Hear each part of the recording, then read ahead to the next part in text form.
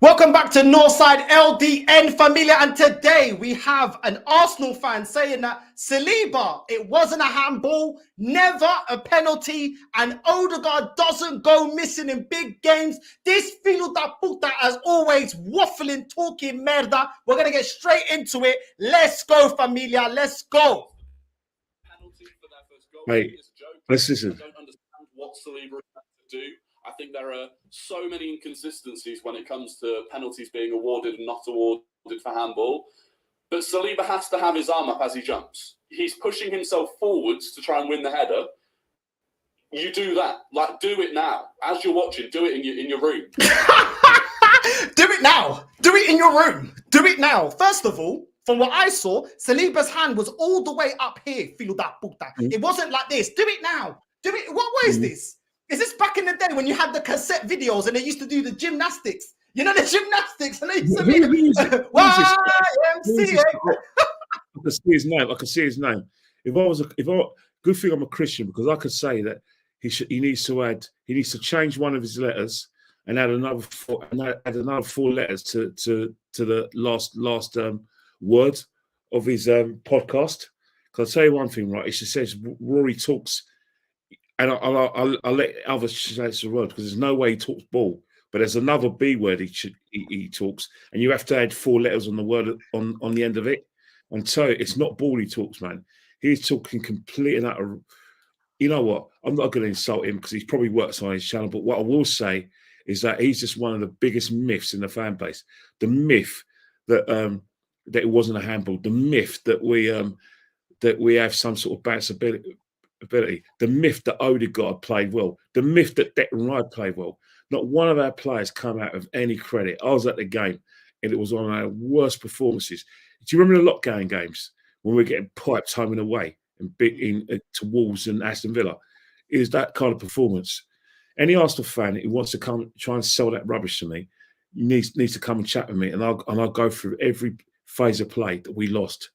The only reason why we got back in the game is two reasons: the goalkeeper and Pochettino making subs because he thought the game was won. He was trying to play the game, trying to game manage it. If he kept all these boys on and they lasted 90 minutes, this is a 3 or 4-0, man. Everyone knows it. So this guy to come at this rubbish, just stop it, man. Arsenal or not? What do you want? Do you want Arsenal? Do you want an agent to come after you? Do you want to go to the Football Content Awards and then some agent can start putting you on Sky Sports or Soccer Social with that other nonsense? Or do you want to go on the fan cabs to talk rubbish? Because that's the rubbish you came out with. The pure nonsense is a lie. Chelsea battered us. They won the midfield battle. They defended better than us. You know, the Raya pocketed Saka. Silva pocketed Martinelli. Gabriel Jesus was like a headless chicken. He was useless. Odegaard was invisible. Rice got pressed out of the game. He was rubbish. Jorginho was, as usual, a waste of time. Zinchenko was probably one of the worst players on the pitch. Benjamin White was running, doing a sort of 4x100. The only thing is, he kept on dropping the baton. And don't get me starting to set her off. Saliba was a joke, and Gabriel wasn't much worse. And Raya was a bag of nerves because he's letting this nonsense get to him. He's letting fans who basically want him to fail get into his head. We all know that these guys want what, like Aaron Ramsdale, because he's British, and he's letting it get into his head. You shouldn't let these fans get in the head. Your manager has basically told you you're on number one, so relax. You know, yeah, the goal against the Chelsea score was fortuitous. You know, you thought a cross was coming in, so you came off your line to try and claim a cross, which goalkeepers should do. But to panic after that and try and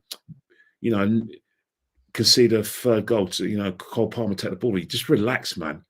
You got to play at the back. To play at the back, to play your natural game, because let me tell you something now. Ramsdale is one of the biggest myths of them all. Aaron Ramsdale was the worst performing goalkeeper in terms of he conceded the most errors, which led to goals. Now, for a team going for the championship, that is catastrophic. Let's not forget Sporting Lisbon when he got lobbed for 40 yards. No one said anything. They just cheered his name. What sort of rubbish they come out of it? Then you got a Twitter campaign trying to get him back in the team. We don't want him in the team. He's not good enough. If anything, if you're not happy with Raya,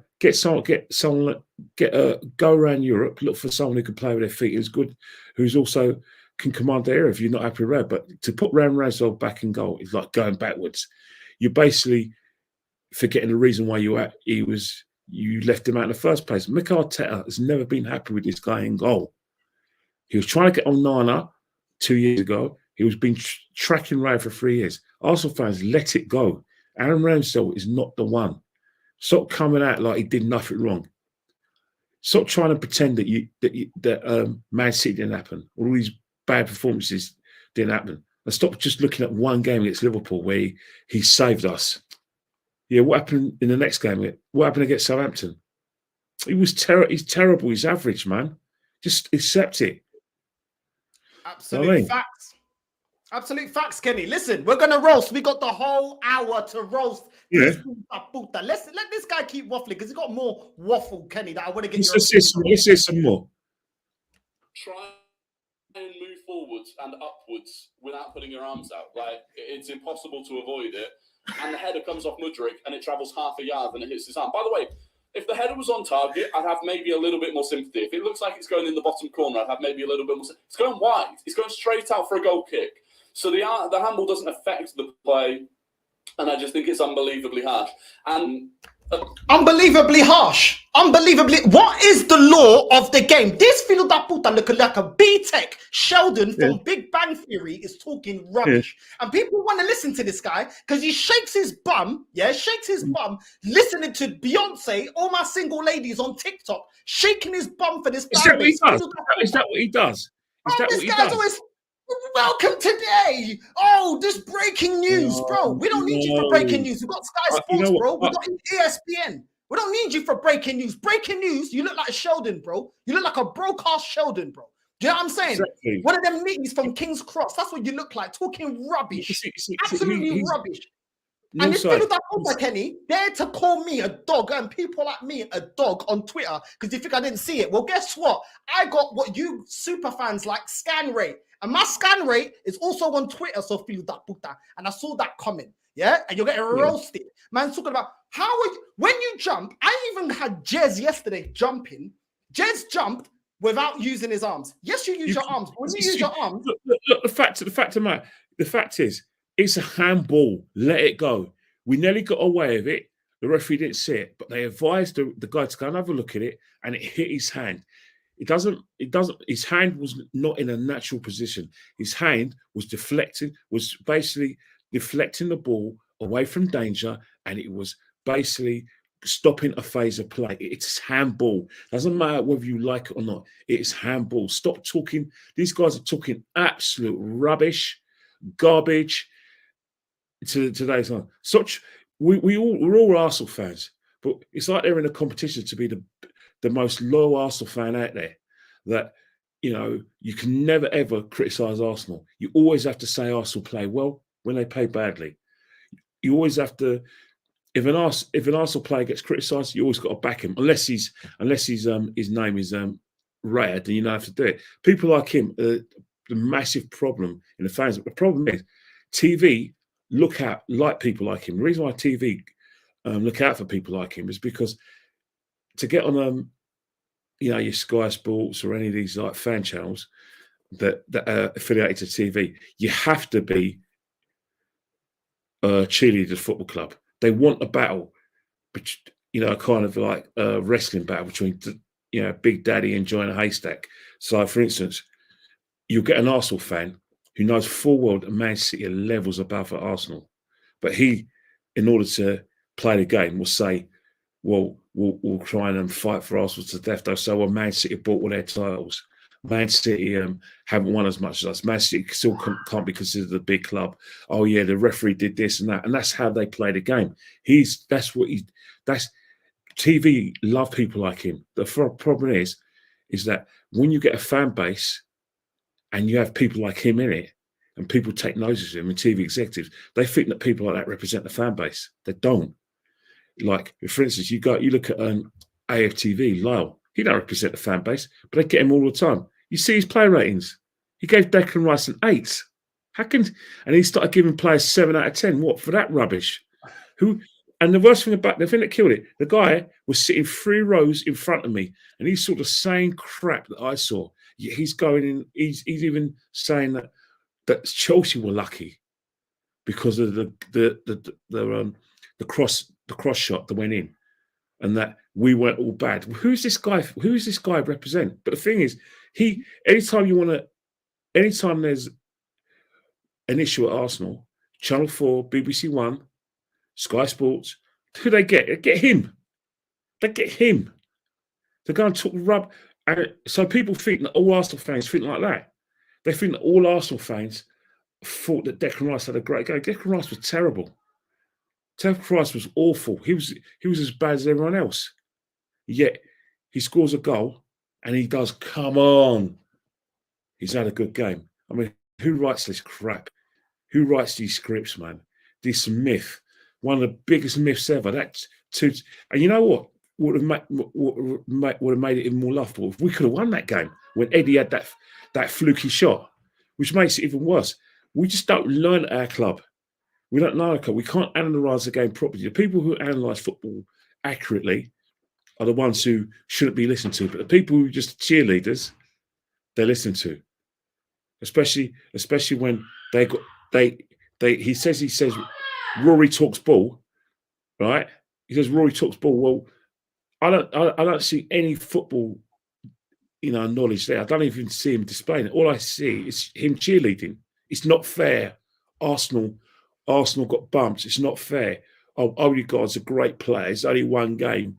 Well, how can you say that he goes missing the big games? And he'll come out of the Man United this season, and he'll come out of all these fictitious games he's done. And we probably get a piece of paper that said, well, he created a few chances and he created an assist. That's what he's going to come out with. I don't have to watch the rest of his video to know when he speaks about Odegaard, he's going to say he's going to come up with Man United and how well he played against Man United this season. That's what he's going to do. I bet you.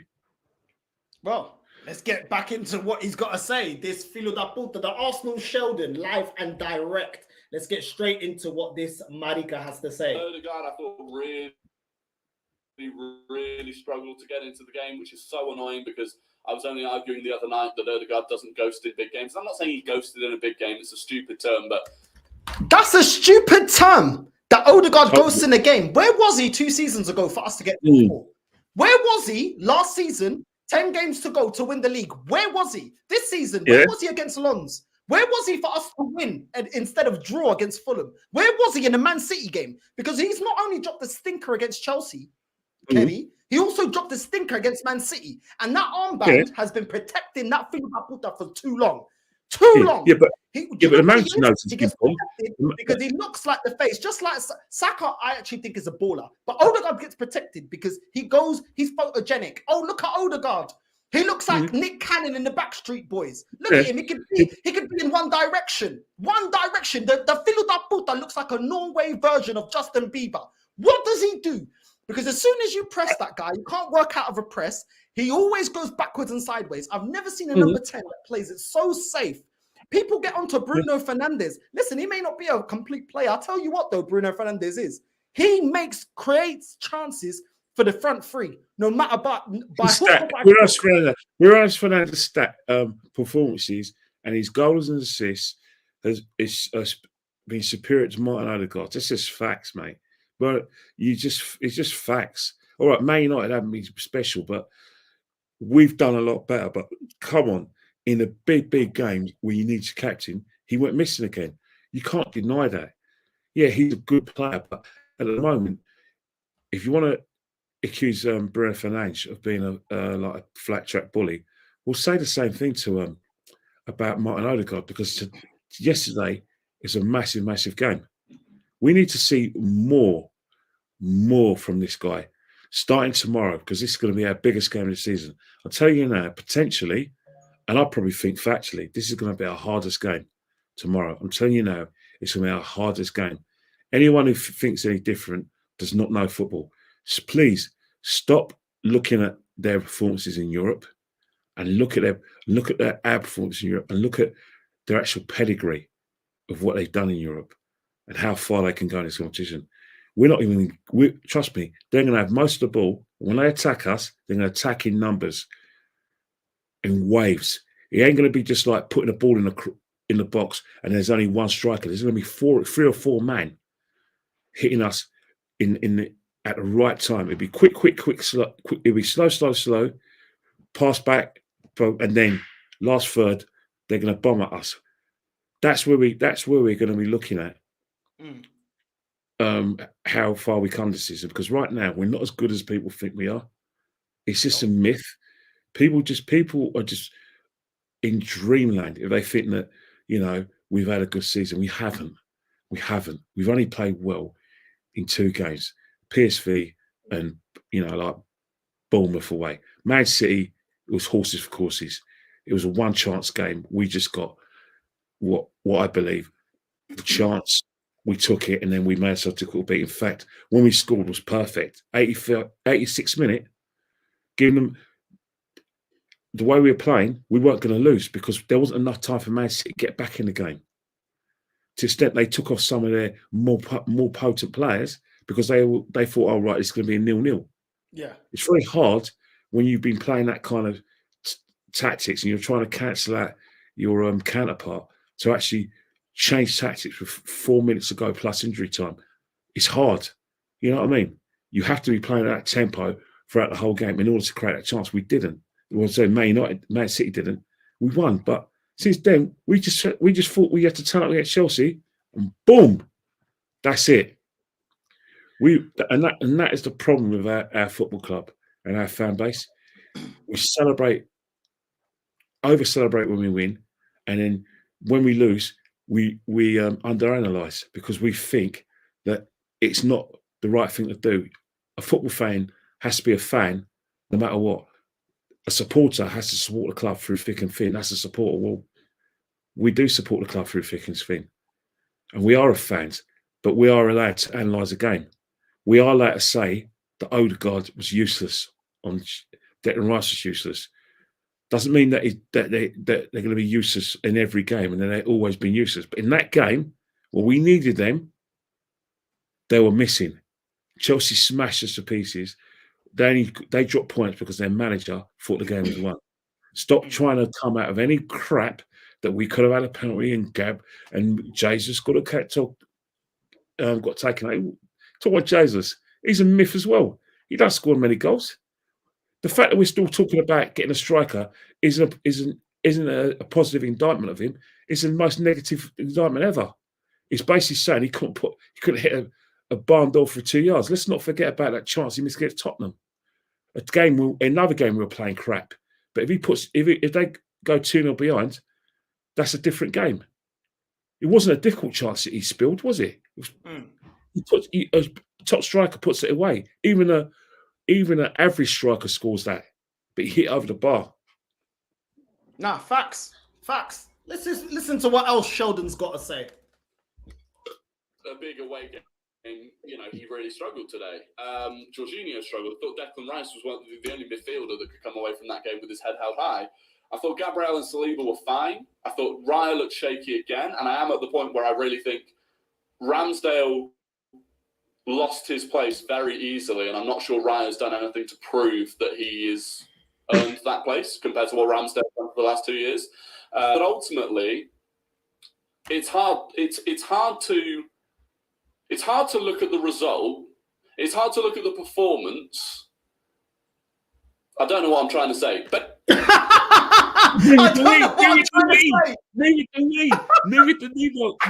That's funny because we don't know what you're trying to say either, mate. We don't know what you're trying to say. We don't know what you're trying to say. We know that you're making it up as you go along. You're saying that Ramsdale wasn't doing anything wrong, and he was just bombed out for no reason. What? Because we beat Man United 3-1. Do people simply forget the Man United game where Ramsdale cleared his lines, and straight for the time he cleared his lines, Man United mounted an attack, and he had to make a save of Martial from his kick out. How many times has Ramsdale, through his errors or through his distribution, has led to the opposition getting attacks and goal? Let's not forget when Ramsdale was in goal, how many clean sheets were we keeping at home with this guy in goal? This guy was our number one, yet we were. It was high. All right, we came second. We won the games, but how many goals did this guy ship in home games last season? Yet this guy wants to come out and say that he's been treated unfairly, or the fans at the club saying, "Oh, why is Ramsdale getting that?" We all know that you love an Englishman in goal, and that it's very rare for an English player to thrive at a top 6 club. So you are invested in. But come on, no goalkeeper has been given enough time to cement a position of Aaron Ramsdale. He's given him 2 years, and he flopped. He failed. Leno never got this treatment, Kenny. Not at all. Yeah, you remember? Let's not forget Leno was replaced by Ramsdale in similar circumstances, where the manager had a hunch that this guy wasn't the right man. Yet Ramsdale, friends of Aaron, who invite their dad, his dad Nick, onto their podcast, won't tolerate it. By the way, I know in good authority, I won't name the person telling Nick, his dad is actually filthy about this. He is filthy about Arteta's decision. Aaron's professional, but Nick Ramsdale is absolutely filthy about it. And I know that for a fact because I know because he comes to a few away games and people have told me this. I won't name them because I don't want to betray their names, but he is absolutely filthy about it. And I mean it, he's filthy. I just want to go back to that point because these wafflers are running out of excuses. After the predictions that we're going to win the league, that we've closed the gap. Once we beat the MLS All-Stars, we beat Man City in the Community Shield. That means nothing because it's not a trophy. We bridged the gap. Man City aren't the same team because they got rid of Gundogan and they don't have Mahrez. I just want to rewind what this idiot's got to say because he's losing words to spin this narrative of nonsense. It's hard to look at the performance. I don't know what I'm trying to say. Basically, the performance was not good enough. But just say that then. The performance isn't good enough. What? He's waffling. Even his brain can't comprehend the crap. The thing is, TV will have him on. Lyle and his merry crew will have him on because he's positive. He puts the club in a great light. There's a lot of people, and I say this respectfully, that used that Wenger in and Wenger out to enhance their profiles, to get more followers on Twitter or Instagram or Facebook. That's how they getting in. They got more followers. They said Wenger this and Wenger out, and that gave them an in. And since then, they used that in to get in. Not everyone who was Wenger in and Wenger out has used social media to their advantage. But a lot of them, that was their foot in to getting themselves seen as that word, influencers. I'm not saying he's one of them, but right now he's looking at in a way where YouTube's a young person's kind of say a young person's industry, and positivity always sells better than negativity because, as you know full well in the media and in life, the person who gets his story out is right, whether it's true or not, and the person who gets the most likes is the person who's telling the truth. Kenny, what's the saying? Don't let the truth ruin a good story. But that's the thing. But that's in life as well. But especially in social media, they like the fact that if you have 1 million followers or 1 million subscribers, you're a good person. You're right. If you have 120,000 followers on Instagram or Twitter, you're right. If people like your content, you're right. Doesn't mean so. What happens is that people will follow a narrative where what sells now is positivity towards a football club. You can't say anything bad about Arteta. You can't give him any constructive criticism or advice. You can never ever say anything bad about Odegaard. Not in a million years. And Declan Rice is like the new. You can't say anything about Declan Rice in terms of Zinchenko. Zinchenko, if you don't mind me saying so, is the orphan nanny of basically of football now, because of obviously his political stances and the stance he does for his country. But as a footballer, we're in a situation now, Zinchenko, where you have to consider just playing him in home games. That in big away games, you can't play him because teams are just looking at him and thinking, yeah, I'll have some of that. I'll have some of that. We don't have to play down Arsenal's strong right hand side. We're gonna sort of hit the left, Arsenal's left with Zinchenko. That Chelsea did. Chelsea, if you look at the way Chelsea played, all their attacks came from the right wing where Sterling was, where Zinchenko was. Yep. And where Martinelli was, where Martinelli had to come back and help Zinchenko out and help Gabriel Magalhaes out, because Gabriel Magalhaes was struggling because he had to help Zinchenko because Sterling was ruining him. But when Gabriel Magalhaes was coming out of position, they were just making passes in field where Chelsea's strikers had a sight of goal because of the situation. And if Sterling wasn't, like I said, ruining Zinchenko, was it Desai on the overlap was causing all sort of problems. Zinchenko was seen as a weak link. This myth that David Raya was a weak link. In fact, our whole team was a weak link. Chelsea had the perfect midfield for that occasion. Only there's a reason why they're probably 11th from the tables, because they just can't finish their chance. They haven't played badly. They played quite well, but they just can't get a goal scorer. They're like us, but worse. They can't put the ball in the back of the net. Now, facts. Listen, we now got the African Homer Simpson coming up with his bukari on TikTok, because TikTok and Twitter is where these delusional fans live. Let's see. Oh, absolutely. Let's just see what he's got to say. And I want to get your take on this. So the lineups are out for Chelsea versus Arsenal. So this is Chelsea's lineup. And this is Arsenal's lineup. Solid. So you're really telling me that Chelsea are going to play Bukayo Saka against Cucurella and Martinelli versus Malo Gusto, and you seriously think they've got a chance? This is a comfortable 3-0 win for us. And I see you guys at full time. And what happened? What happened? But that's the thing. Is he going to... That's the thing. People like him, I don't mind a positive, because I went into the game and I thought not because of the Man City game, because of the way the games have gone in the last few years, that we'll beat Chelsea. It'll be a hard game, but I think we'll win 2-1. But I anticipated Arsenal dominating the midfield. I anticipated Arsenal realising that it was going to be a hard-fought derby and being at it. I anticipated that Declan Rice would show leadership. I anticipated that Partey would be alongside him. As soon as when I see Jorginho playing, basically, Jorginho and a frenetic derby do not mix. They're not good friends. It's kind of like playing Jorginho in a North London derby. Oh, they played him in a North London derby. He came on in the second half, and look what happened. Spurs ruined us. So we haven't learned our lesson. I understand what Jorginho can give you. Like, he keeps possession ticking over, and he doesn't waste a pass. But hang on here. If you've got a situation where a guy is not known for his mobility, but known for his passing, you just go and press him. Conor Gallagher was in his face every 5 seconds. And then when they got in his face, they got in Odegaard's face, they got in Declan Rice's face.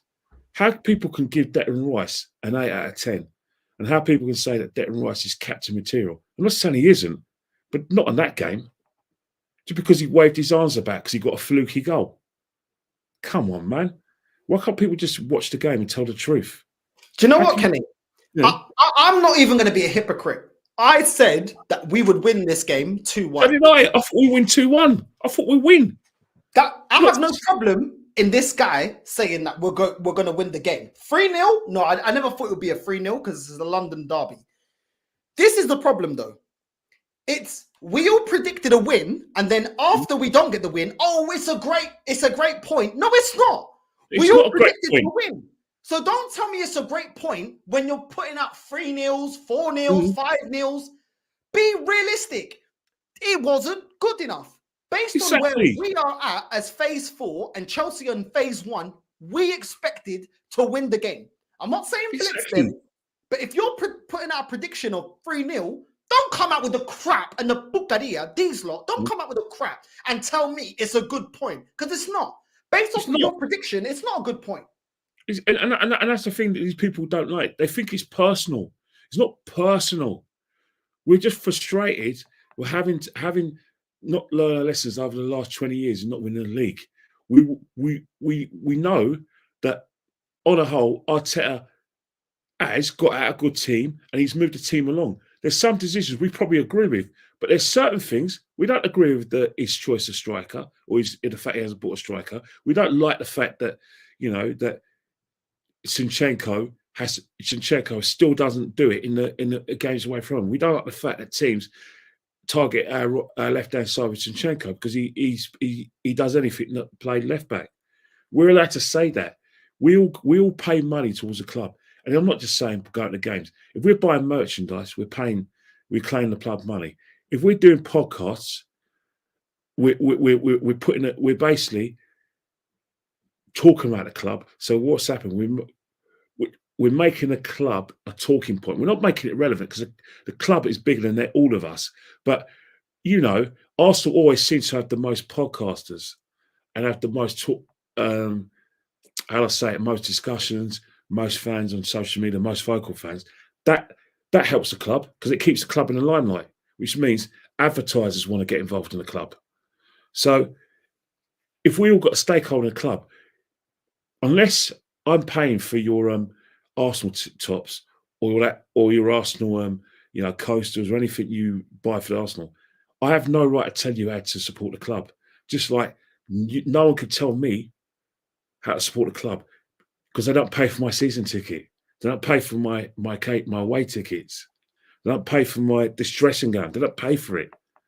Unless you're paying for my season ticket, let me have my say.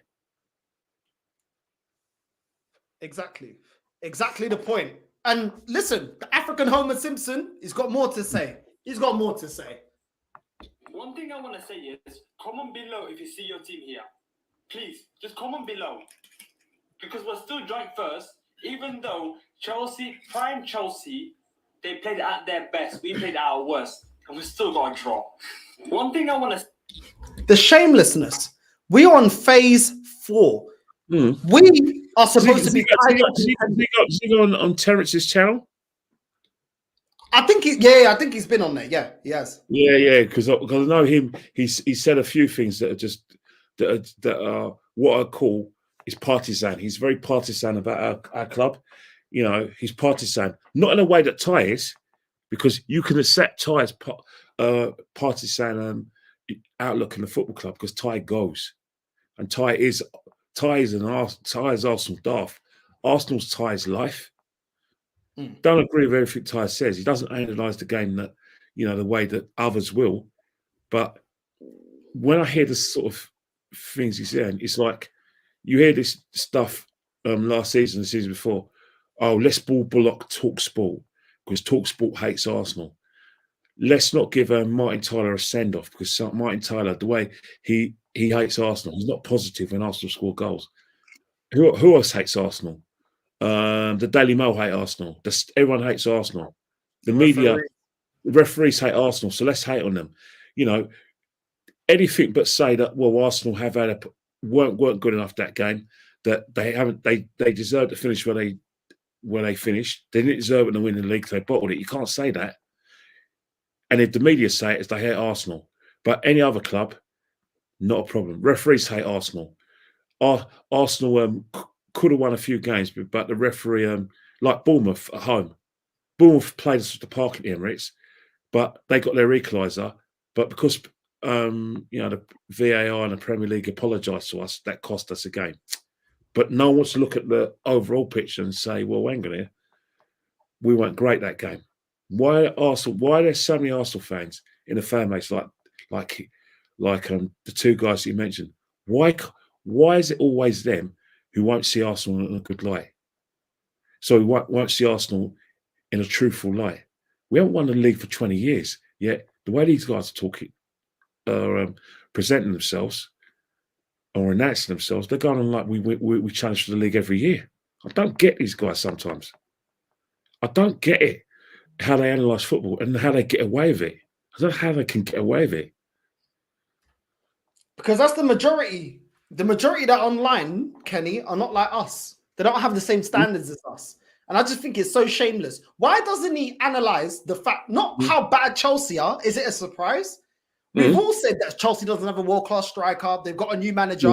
We don't know the identity of the team. There's no surprise that Chelsea didn't play well. But I'll tell you what, if you're a Chelsea fan, you come out there thinking, wow, do you know what? There's a player in Gallagher.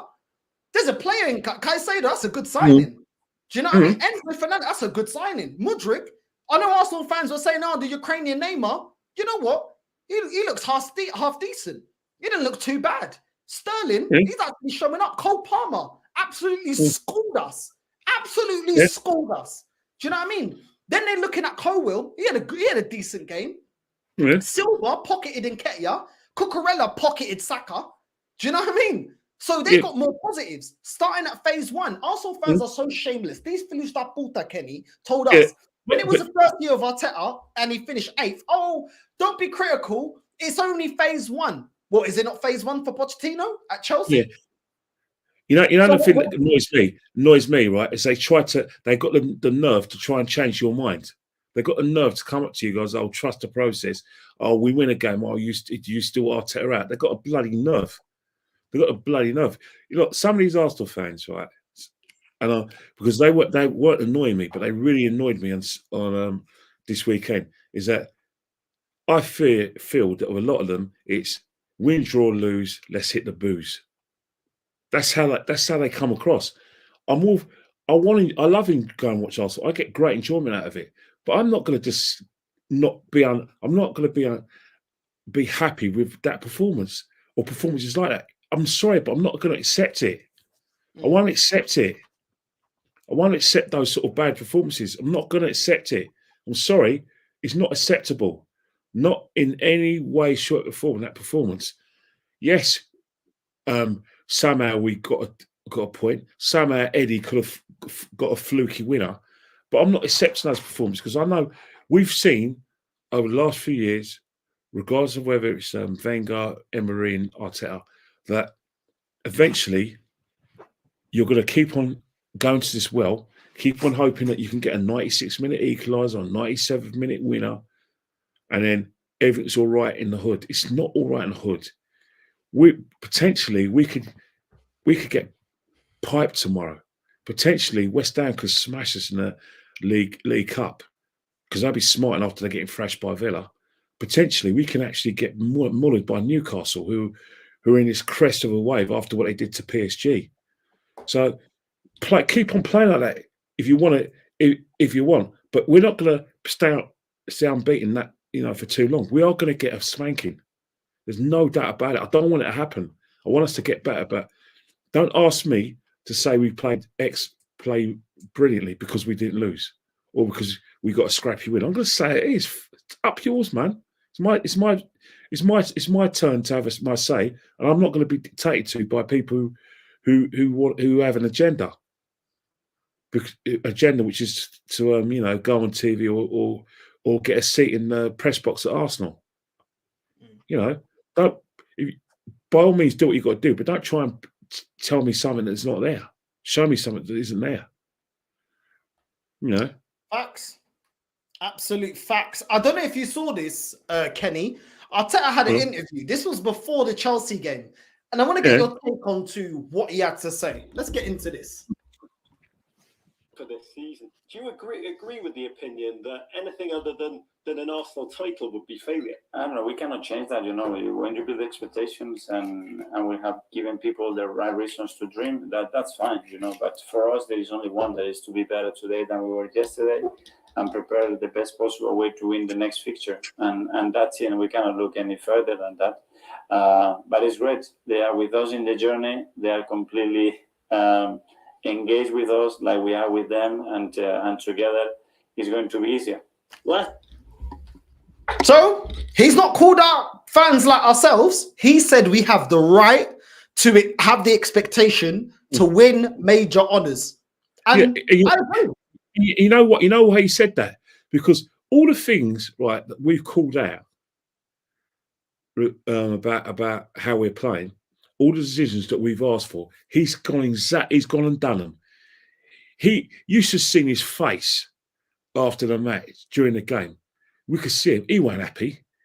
The fact that all the criticisms we have of Odegaard, well, how many of those games that we spoke about has he been substituted? How many times was he substituted last season in those games where we called him out for not dominating some of those big games? He was always substituted.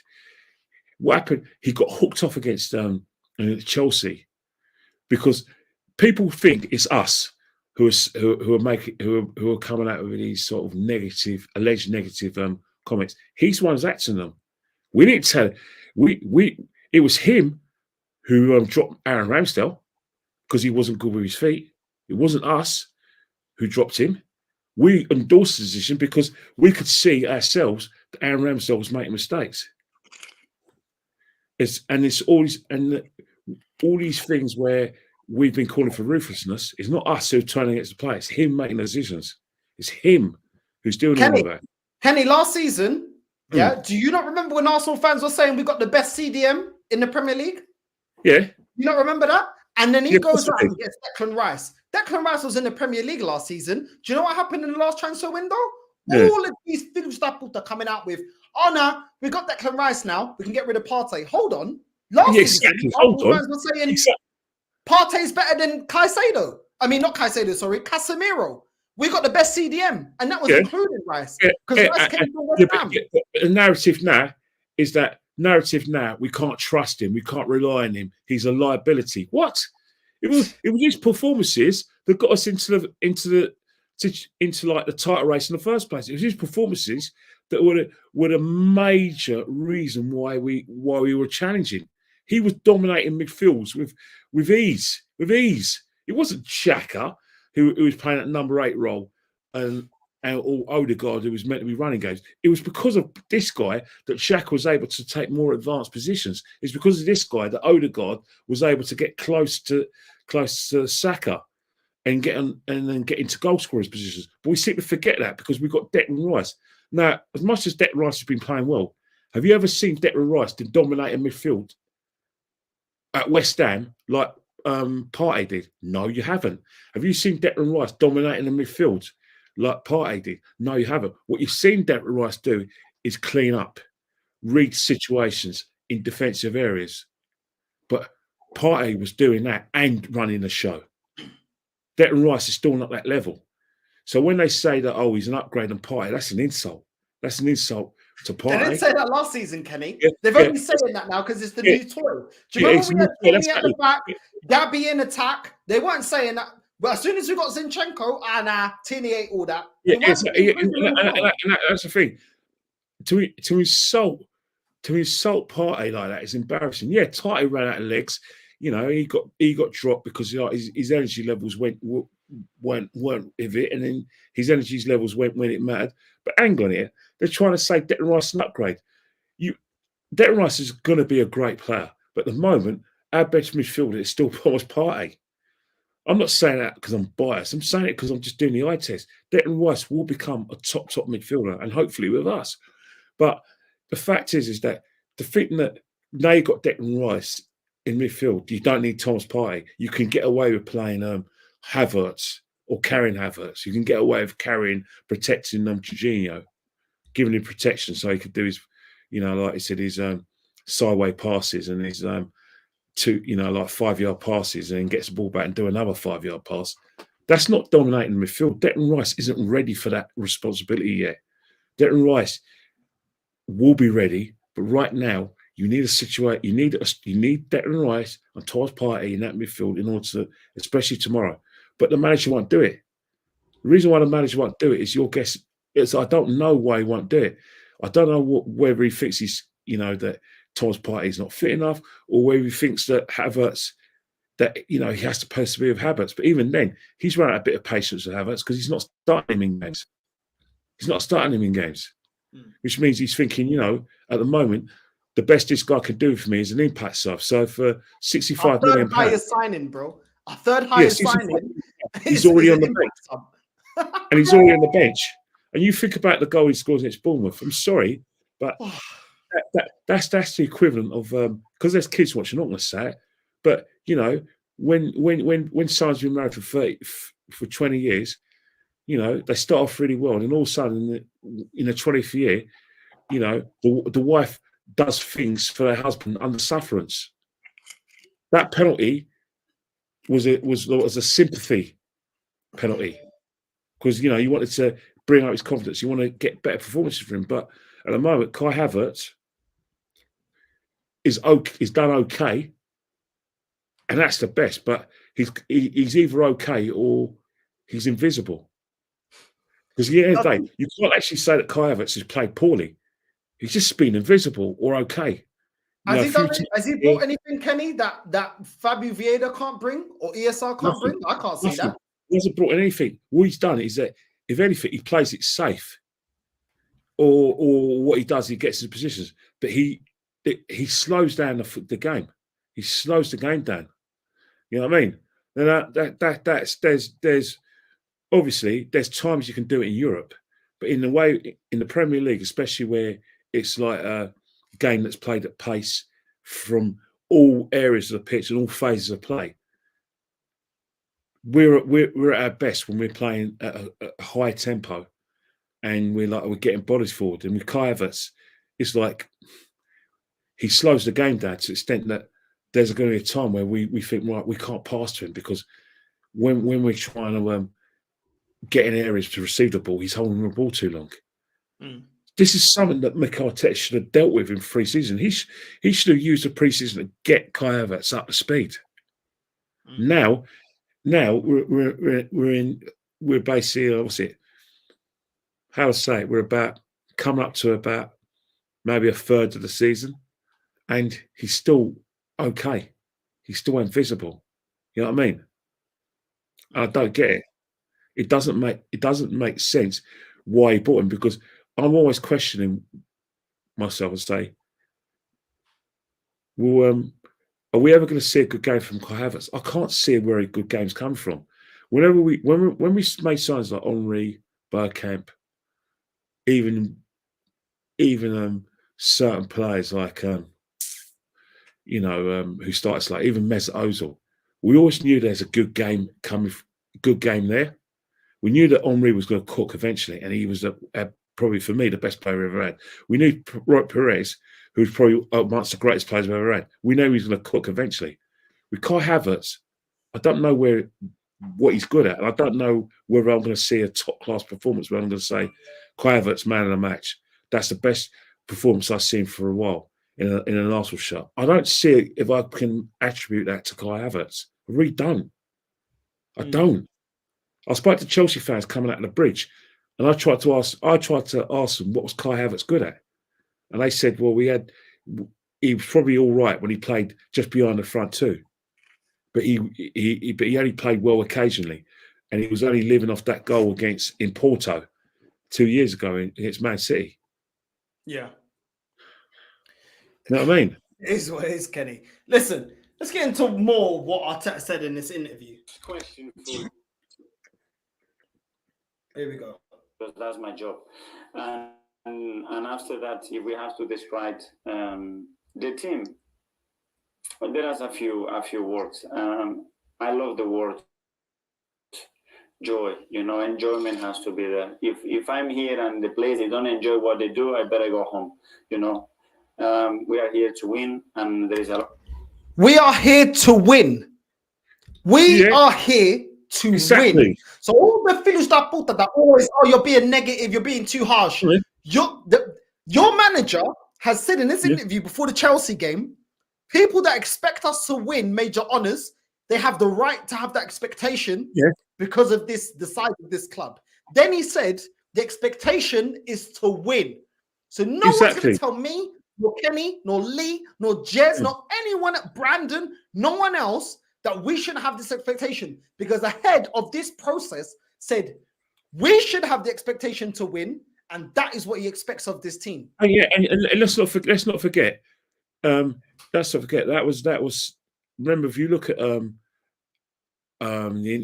what's his name's Edu's interview 2 years ago. You know, when we had this trust process, was it July or August 2021? Same thing. I saw Ed coming out as the bridge. You know, he was at the bridge. He was in an Arsenal suit. Blah blah. He was polite to everyone. But that's the thing. He's said the same sort of things. He wants Arsenal to be competitive for trophies. If that's the case, the manager's saying it, the sporting director's saying it, then the fans should be able to demand it. You know, stop living off the Invincibles. You know, I love the Invincibles, but I don't go on about it because, you know, it's going to come to a situation where that's going to be an albatross around the neck. I've watched football where you've had managers who inherit clubs that are past their best, but they've had a glorious history. In order to try and get the players to I said, create their history. Some managers take those photos down and say, forget about it, let's start again. But we don't want that, Arsenal, because we want to celebrate these guys. But when you get people who go on social media and when Man City lose a game and go, oh, at least ours is gold. Really? Is that all we've got now? Kenny, Man City won a treble. Except Nottingham Forest keep talking about the 2 times they won the Champions League, or Aston Villa when they won the Champions League, because arguably it's a bigger achievement. People put the Champions League above the Premier League, which I agree. It's a more prestigious cup. Yeah, only very few teams have won. Not the Forest to win 2 Champions Leagues. Come on, of course it is, and you know, and the same with all these clubs. But the way Arsenal fans, their go-to is, oh, we're invincibles. I couldn't care less whether that, you know, 2 years ago when Liverpool got beaten by Watford, that they did 3 years ago when they didn't win the league, they didn't get the gold trophy. I couldn't care less about Man City losing the Wolves, they didn't get a gold trophy. And that's the problem. Until Arsenal get real success, then we're going to see that every podcast is going to be like yours, like Lee's, like Jez's, where everyone is going to have the standards. They're not going to talk about, say to Chelsea fans, you bought it all, or financial doping. Oh, isn't the Arab money or Saudi money obscene? Because teams who come out with those kind of comments are teams that ordinarily not successful. Or you have fans that are saying, oh, you're spoiled and entitled. How can you tell an Arsenal fan they're spoiled and entitled and they haven't won the league for 20 years and they've never won the Champions League? You can't tell them, but oh yeah, you've got to be happy because of the years we had under Wenger and all those trophies. You know, sometimes it's other teams' era. No, it doesn't have to be other teams' era. How many times has Bayern Munich been in transition? They never have, because Bayern Munich have to win every year in Germany at least, and they have to get to a certain phase, how do I say, stage of the Champions League every year, because it's Bayern Munich. They don't have time for transitions. Any minute they feel there's a transition on, they sack their manager. Look at Nagelsmann, got sacked from the top of the table. He got sacked because Dortmund went a point ahead of them. They almost won it and they bottled it. And they almost won it until Dortmund had what I call stage fright. So that's Bayern Munich. Kenny, I never hear. I'm a Benfica fan. That is the team of my family. My family are from Lisbon. Yeah, we're Portuguese. We're Portuguese Africans. Yeah, Benfica is our team. I don't hear Benfica fans talking about, oh, in the 60s, who broke up the dominance of Real Madrid? Benfica with Eusebio. We won it twice with Eusebio. Yeah, we got a statue outside. They don't keep talking about it. They even getting to the point where Benfica fans are saying, we're fed up of being the highest revenue in player sales in the world. Yeah? And we don't hold on to our players to win the Champions League again. And they're in the Portuguese league. What's that? 6, probably outside of the big 5, just out of it. You look at Benfica, you say they're not a big league, but how many times have Benfica been runners up in European finals since they last won the European Cup? Was it 62? Yeah, and our manager, we sacked him because he won 2 European Champions Leagues, and then he wanted a pay rise. Benfica said, no, we're not going to give it to you. Apparently, there's a curse that he said Benfica will not win the Champions League in the next century. Yeah, but hang on here. In the 60s, you got to the final in 63. 65 you got to the final, 68 you got to the final, and let's not forget you got to the final in 1990. You know what I mean? So it's not as if you've got to the final of a couple of Europa Leagues as well. So it's not as if Benfica, with players they keep on saying, haven't got in positions where they could win the league. They just haven't done it. Could, for various reasons, they haven't got it over the line. So, but one thing about Benfica, he's still producing players, but what's happened is that you're now competing with Porto, and for supremacy in Portugal, and Sporting Lisbon are making a quiet comeback as well. But the situation is that you have to have standards. I'm not buying into the fact that Arsenal, the third biggest club in the country, can't have the same sort of demands as Liverpool and Man United. I hate it when modern football fans try to tell me that Man City are bigger than us. I consider that as an insult. I consider it as an insult that people think Chelsea are bigger than us. I consider it an insult. But until we start winning for something, until we break our duck in the Premiership, break our duck in the European trophy, not just Champions League, European trophy, and start winning trophies on a regular basis annually, it's going to be very hard for people to take me seriously when I say that we're the third biggest club in the country, which is facts. But we've got to feel like we're the third biggest club in the country. Arteta is right. We have to, he has to bring silverware. He has to, challenge for the league and win it occasionally. Those are the standards he says he follows. So he has to prove it. But he'll do a long way towards that, getting a long way towards it if he gets a striker, if he gets a midfield and he makes the right decisions and gets players who are good enough to help Arsenal challenge. And how about trying not to change their style of play every season? Every season, he changes the style of play. Last season, he changed the style, and then before. But that's football for me. Football under Arteta is confusing. He's never satisfied. Oh, absolute facts. Listen, we're going to get into the last video, and let's go. That belief that I really want to do it. You ultimately answered yes to all of those questions. But for real, Mikel, how long did that process of judging yourself take? And was a decision quick? Well, I don't know if that process is still gone because I question still a lot of things that I did last year and I do every single day, So he questions everything that he does. So why is it negative when me and Kenny judge the things that he's doing? Because simple reason they think a lot of people have got this perception of Mikel Arteta that he's they say he's Pep light, but they think that they think, oh yeah, give him time, trust the process. He's not one of those guys who who's going to make these big signings. That is organic period, all organic. Like I said, Fred in order towards success. He wants it now. He wants it now. He was probably more gutted than us when we failed to win the league. He was the most gutted out of all of them because he feels that he failed. Look at him. He's trying to tell you guys, I'm not happy with where we are. I'm not happy that we didn't win anything. I'm not happy we didn't win the league. That we have to go for trophies. That we have to win every game. He's telling you that. He's telling you that.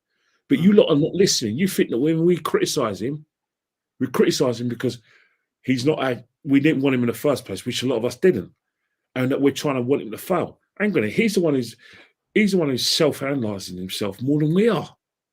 He's his biggest critic. He beats himself up more than we do. He questioned himself at the start of the season, Kenny, saying, "Is he the man to get us over the line?" Yeah, but these guys that listen to that, because they'll tell you that those sort of things are taken out of context because that's the sort of people they are. They don't want to hear any negativity regarding the position. As far as they're concerned, he's the best thing that's happened and that he is in that way. It's the same thing with Arsene Wenger. Arsene Wenger was livid that we never won a Champions League. Arsene Wenger was gutted at our decline. He never accepted he was the cause of it, but he was gutted at it anyway. He was his biggest critic as well. In fact, the fact he hung on is because he was desperate to arrest a slide himself rather than get someone else to do it. But these guys don't listen. It's people like me that will Wenger out, or you who question Mikel that we're the ones who are trying to force him out. No.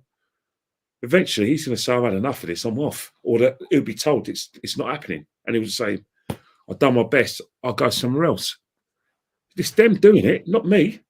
Absolute facts. Absolute facts. And you cannot sit still in this job. You know, everything goes so fast and it's constantly moving, and that's the mindset. We have to be evolving, we have to be dynamic, and we are always on the verge of things, you know, and being analytic and staying behind as well sometimes doesn't help. So you have to be very cautious of how you make those decisions. But I think I was so disappointed. I'm a terrible loser. And I was really disappointed not to win it when we... So, the head of phase 4 was disappointed and is a sore loser. But we're not allowed to be sore losers? We can't be upset that we didn't win the league last season. We bottled it. Okay. That's the thing. It doesn't make any sense. Well, the thing about him is that if these guys want to lower the standards for their own like ends, i.e., you know, so they can get some sort of TV deal or get on them like right for a famous usual. Fair enough.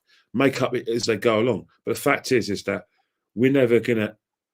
That performance was not acceptable on Saturday. No way should an Arsenal team perform like that, especially a team that has been as expensively assembled as Chelsea have.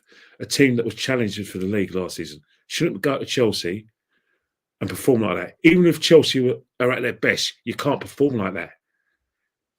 You can't, because the fact is that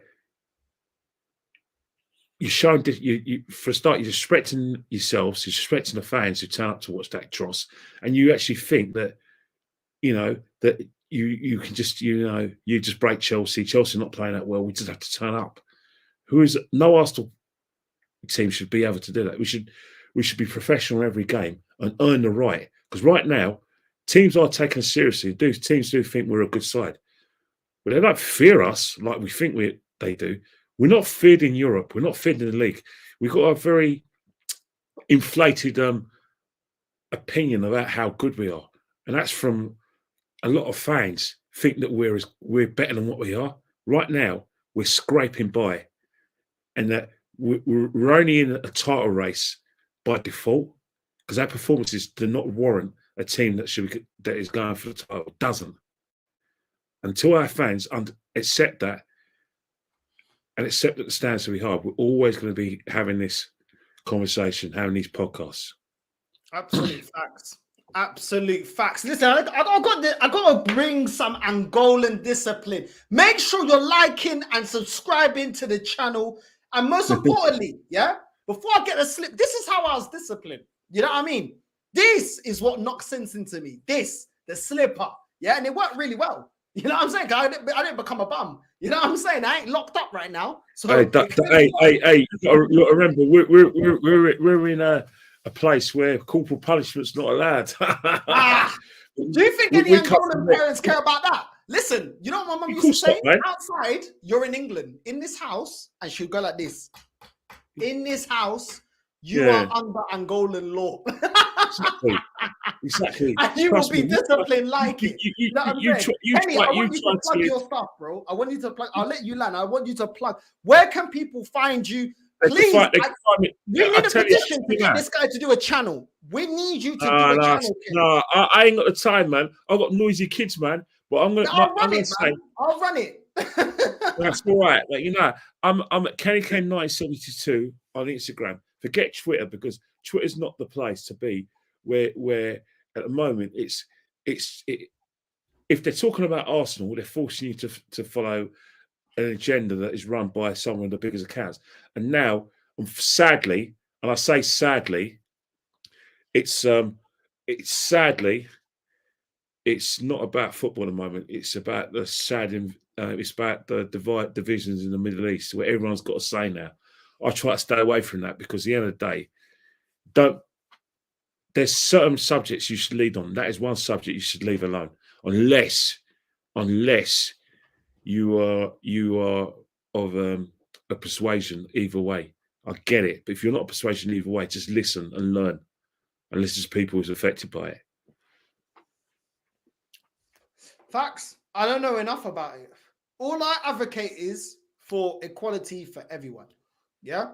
Yeah. I'm a proud black man. I want equality for black people, but I want equality for everyone. Yeah. No one is more. The biggest myth is that where you're from divide us. We're part of one race, the human race. That is it. That is it. Everyone's got two hands, two feet. That's we are. But the thing about it, right, is that everyone's got their. I think a wise Greek Cypriot woman once said, "Everyone's got their own truth."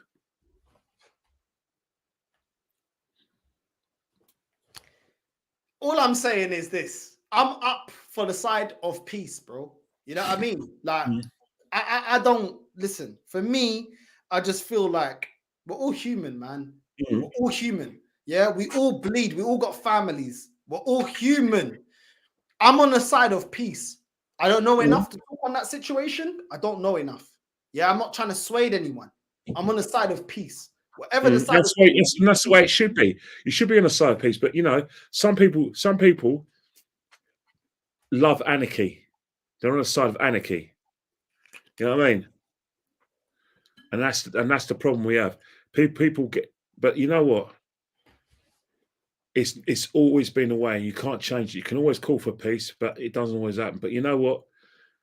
It's all about Sevilla tomorrow. Sevilla, and that's the most important game. So we're going to be our biggest game of the season. What's your prediction, Kenny, for that game? I'll say the way we're playing, I can see us getting beaten 2-0. But if we play okay, I can see us getting a 1-1 or 1-1. That's the best I can offer us. That's the best I can offer us. You know that 1-1. Sorry, but that's the best. I think we're going to lose, Kenny. I'll be honest with you. I think they're going to make themselves compact and hit us on a counter-attack. And since a couple of seasons, I remember last game, it always sticks out to me, Man United, because I hate Man United. And when we visited Man United, the first fixture of Arsenal Man United last season, we lost. We had all the possession, but we lost because even against Lons, they hit us on a counter-attack and they opened us up. I understand Raya, it was shocking, the back pass to Tomiyasu, but they hit us on a counter-attack, made themselves compact, and they won. I still fear counter-attack in football, and I think Sevilla is going to get it down to a T. I think in Europe, they're not shaky, and I've never seen Arsenal do well in Europe. The best I've seen is us get to a final. Sevilla could be 2-0 down like they were against Man United and still get 2 late goals because the way they attack in numbers is dangerous. You know what I mean? It's dangerous. They're going to play pretty similar to the way Villarreal played against us 2 years ago. Bro, listen. I backed this team against Lons, we lost. I backed it against Fulham, we drew. I backed it against the North London derby against Tottenham, we drew. I backed it against Chelsea, we drew. And we should have lost. So I'm not backing this team anymore until they give me something to back. Listen, Kenny, talking about Spurs, they just go on 1-0 up. They 1-0 up through Son. So that's gonna ball your insides as well. And they're actually playing all right.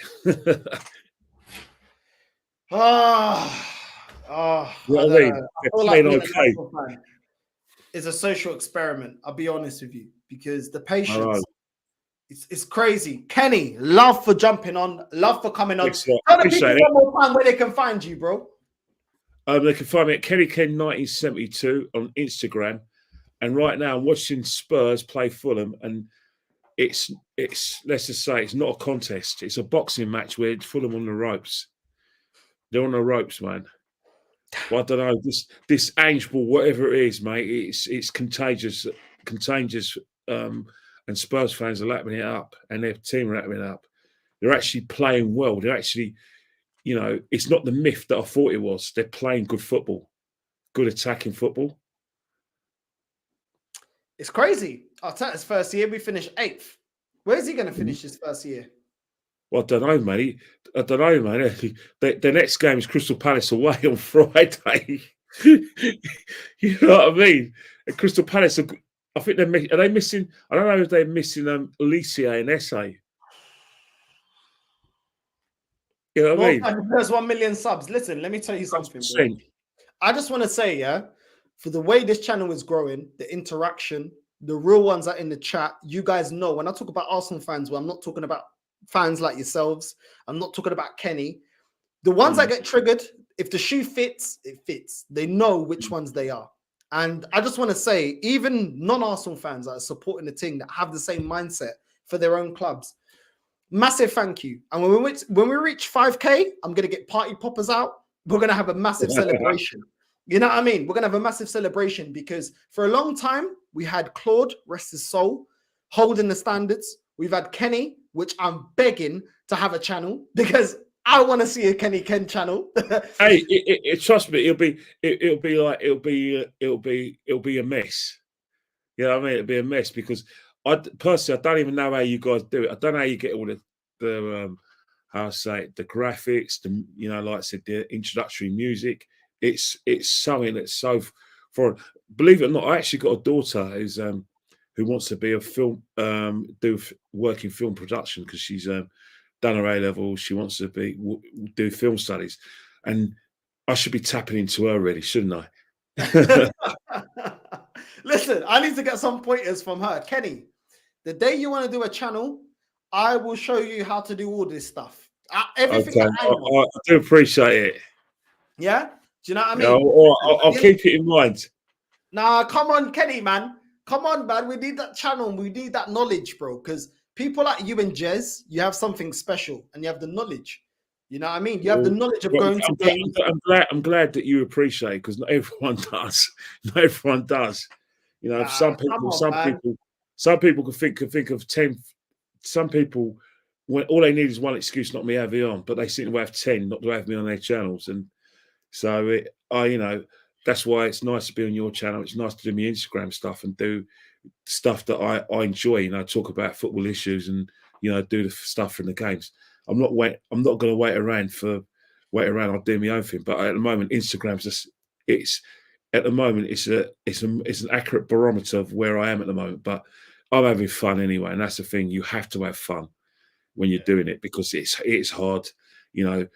There are some people out there who really want to discourage you and say horrible things, for all the guys who we say, oh yeah, you're pro this and you're doing it for that reason, they've had hell. They've had some horrible things said to them to the extent that they felt like harming themselves because of these guys, and these guys actually don't realise the damage they cause. So, you've got to have a thick skin, and anyone who does this, you've got to respect them because at the end of the day, they're doing it in their own free time, and some of them are giving up their jobs because they want to make a career out of it. And when someone's got that ambition and they want to do something to better their lives, shake their hands. Kenny, listen, I'm going to keep pushing it. I'll be real with you. When my life was going sideways, one day I'll do a video talking about who I am as a person because I shield my private life. But I'll say this. A Caribbean man, when I was going to go to do the wrong stuff, I was about to do the wrong type of life. It was a Caribbean man that helped me. I'm not going to name him because he doesn't want to be on social media. He doesn't want to be part of it. Yeah, he's probably around about your age. He gave me a career to be a gas engineer. And I rhymed. I didn't expect to rhyme. But he gave me a career when my life could have went sideways. And for me, I love everyone. But I got a special love for the Caribbean because it was a Caribbean man that done more for me than my own biological dad. And that's the thing. You know what? Young guys need a man in their life to get them somewhere because simple reason is that you do need someone who leads by example because you can or just says, you know what, this is what I do and this is where I think you can get somewhere. And that's it. You either want someone who's going to be a sergeant major or someone who's going to lead by example. And that's the thing. All men, doesn't matter what background you come from, you need another man to help you out. It could be a big brother, it could be the guy over the road, but you do need guidance. And that's the thing. So these young guys, always, you know, I know some of you, your dad sadly, you know, left your mother when you're long, and he's probably got another family elsewhere, or sadly he was ill and he lost his life. You know, don't be afraid to ask for help from another man or another bloke who can just show you what to do if your dad's not around. Should be your dad, but you know, there could be situations where your dad don't know everything. You know, your dad could be He's not a good example. He might, or he could be he's there for you, but he doesn't know anything about. He's not great at football. Don't be afraid to ask someone who can help you be a footballer to give you that guidance. Doesn't mean you're not going to love your dad. It's just that your dad hasn't got that knowledge. But you know, he might point you in the right direction. Never be afraid to, you know, try and better your life, because you can't do it on your own. You do need advice. You do need someone guiding you. You know, there's nothing wrong with that. That's how I look at it. Absolute facts. People, make sure you go like and subscribe. Listen, let's follow. Kenny Ken's Instagram, and love for all the comments, love for everything. We need to do a petition for Kenny Ken. We are setting up. I'm trying to set up a channel. Me, Kenny Ken, Jez, Fuad, True Gunners TV that you need to go subscribe to as well. Brandon's channel. I know Fuad. We speak a lot, and obviously it's Brandon as well. Yeah, I know him as well, because yeah, he's got his channel going. He's got something good going as well. So yeah, the day you have to have, you know, if you want to do it, and you feel that you're not getting looking with other channels, do your own thing. That's what I always say. You know, there's loads of opportunities out there for this sort of thing, and you know, don't be shy. Don't be shy. Have your say. Doesn't matter what you look like, how you sound like. You practice your art, you'll get better. Facts. And just be you. Don't be scared to be you. I know this new age of, you know, you got to blend in with the crowd. Just be yourself, man.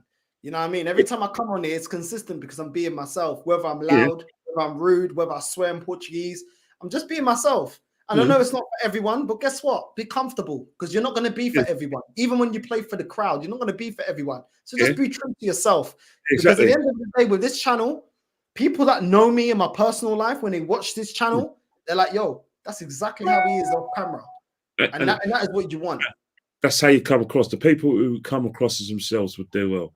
The simple reason is that, you know, there's always going to be someone out there who's going to agree with what you've got to say, and they'll keep on watching you because they'll not contact. Not everyone's going to like your content, but I always say there's a market in YouTube and social media for everyone. There's going to be some people who will like your content. Don't be put off by numbers or by someone who's just said, you know what, I think he talks a lot of rubbish.